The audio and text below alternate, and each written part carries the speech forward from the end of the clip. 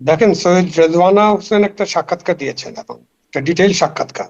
এখন মাঝখান দিয়ে কিছু বক্তব্য নিয়ে এসে সেটাকে আপনি প্রমাণ করার চেষ্টা করা যে তিনি একটা ইলেকশন ইঞ্জিনিয়ারিং এর সাথে যুক্ত ছিলেন, তিনি আবার পরে এটার ব্যাখ্যাও দিয়েছেন। হুম। সুতরাং ওই যে ইলেকশন ইঞ্জিনিয়ারিং কথাটা তাকে দিয়ে, এবং তার সাথে তারা আরেকজন পররাষ্ট্র মন্ত্রীকেও তারা যোগ করতে চাচ্ছেন, যেহেতু উনি হুম। উপদেষ্টা পরিষদের সাথে ছিলেন। আমাদের যে প্রধান উপদেষ্টা তার অ্যাডভাইজার ছিলেন, ডিফেন্স অ্যাডভাইজারও ছিলেন।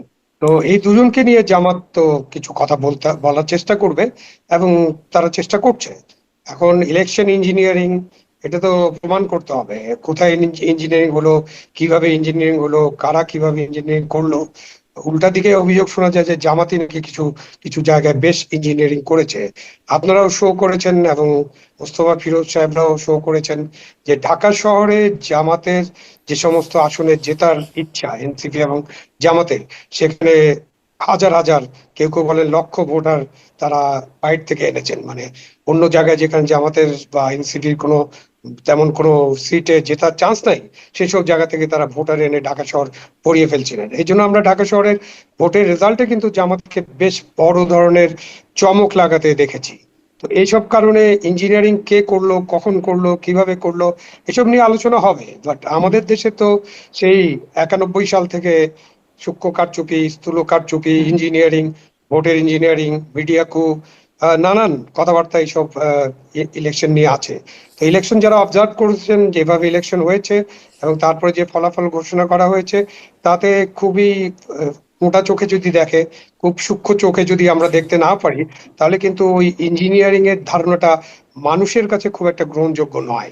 যেটা হয়েছে সেটা হলো, মানুষ যেটা বলে এবং মানুষ যেটা করেছে সেটা হলো অনেক ভোটার, যারা আওয়ামী লীগের ভোটার যারা কেন্দ্রে গিয়েছেন, এবং বিশেষ করে সংখ্যালঘু ভোটার যারা কেন্দ্রে গিয়েছেন বা কেন্দ্রে যেতে বাধ্য হয়েছেন, তাদের পক্ষ থেকে তারা অধিকাংশই বিএনপির ধানের শীষে ভোট দিয়েছেন, এরকমটা বিএনপির ক্যান্ডিডেটও মুখে মুখে স্বীকার করেন, এবং এটা ঘটেছে। সুতরাং সেখানে জামাত একটা বড় ধরনের পরাজয়ের সম্মুখীন হয়েছে, কারণ জামাত ভেবেছিল তারাই সরকার গঠন করবে। আপনার মিডিয়াতে, সোশ্যাল মিডিয়াতে, এবং তাদের যে সমস্ত বাহিনী আছে সোশ্যাল মিডিয়ায় অ্যাক্টিভ, এবং তারা যে সমস্ত ইউটিউবে যে সমস্ত মানে বক্তব্য, কথাবার্তা, অনেক কিছু ছেড়েছিল, তাতে মনে হচ্ছিল যে এবার তো আর জামাতকে ছাড়া দেশে কোনো সরকার গঠিত হবে না। সুতরাং ওইখানে যখন রেজাল্টটা ভিন্ন রকম হয়েছে, তারা এখন ঘুরে দাঁড়ানোর চেষ্টা করছেন তাদের কিছু বক্তব্য হাজির করে। যেটা মোস্তাফিজ ফিরোজ সাহেব বলছিলেন যে তারা যে একটা শক্তিশালী বিরোধী দল, সেটা তারা প্রমাণ করার চেষ্টা করছেন, কিন্তু কাদা ছুড়াছুড়ি করে। শক্তিশালী বিরোধী দল প্রমাণ করার জন্য কিন্তু এই কাদা ছুড়াছুড়ির কোনো প্রয়োজন নাই। আপনি আবার জিজ্ঞাসা করছিলেন যে ডেপুটি স্পিকার পদটা হুম। তারা হুম। নেবেন কিনা। এই পদ ডেপুটি স্পিকার দিতে হবে। সংস্কারে এত কষ্ট করে আপনারা এগ্রি করালেন, এবং সংস্কারে এতবার আলোচনা করলেন, এখন ডেপুটি স্পিকার পদটা যদি বিএনপি অফার করে, তখন যদি আপনি বলেন যে এটা আমি নিব কিনা, এটা আবার সংবিধানে আছে কিনা, সংস্কার প্রস্তাবে কিভাবে আছে, তো এইসব তো অনেক কথাবার্তা হবে। এটা কি জল ঘন করার মতো বিষয় হয়ে যাচ্ছে কিনা, এটা নিয়ে আলোচনা করা যেতে পারে। মানে তারা তো বলছে মনে হয় যে একজন ডেপুটি স্পিকার দিলে সেটি বৈধ হবে না, মানে বিরোধী দল থেকে তো ডেপুটি স্পিকার চাওয়া হয়েছে বা প্রস্তাব করা হয়েছে। তারা আসলে জুলাই সনদ অনুযায়ী যে দুজন ডেপুটি স্পিকার থাকবে, একজন বিরোধী দল থেকে একজন সরকারি দল থেকে, এরকম মানে তারা আসলে জুলাই সনদকেই বেশি গুরুত্বপূর্ণ বলছে, সংবিধানে যা আছে তার চাইতে বেশি। সেজন্য তাদের এই অবস্থান। এই না, অবস্থানে থাকা। সেখানে আপনি, হুম। সেখানে আপনার দুজন ডেপুটি স্পিকার হতে পারে। আমাদের দেশে দুজন ডেপুটি স্পিকার হয়নি এরকমটা তো নয়।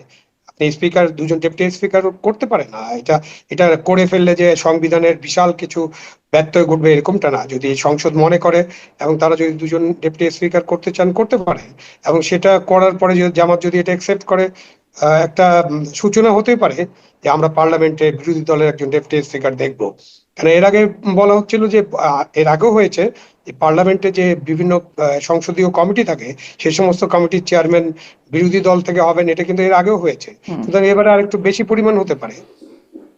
আচ্ছা, আর একটা প্রশ্ন একটু এটা প্রশ্নের মধ্যে ঢুকিয়ে দিই, যেটি মোস্তফা ফিরোজ বলছিলেন, তিনি মনে করছেন যে 1 থেকে 1.5 বছরের মধ্যে আওয়ামী লীগ আবার দেশের রাজনীতিতে ফিরবে। আপনার এই বিষয়ে কোনো পূর্বাভাস আছে কিনা?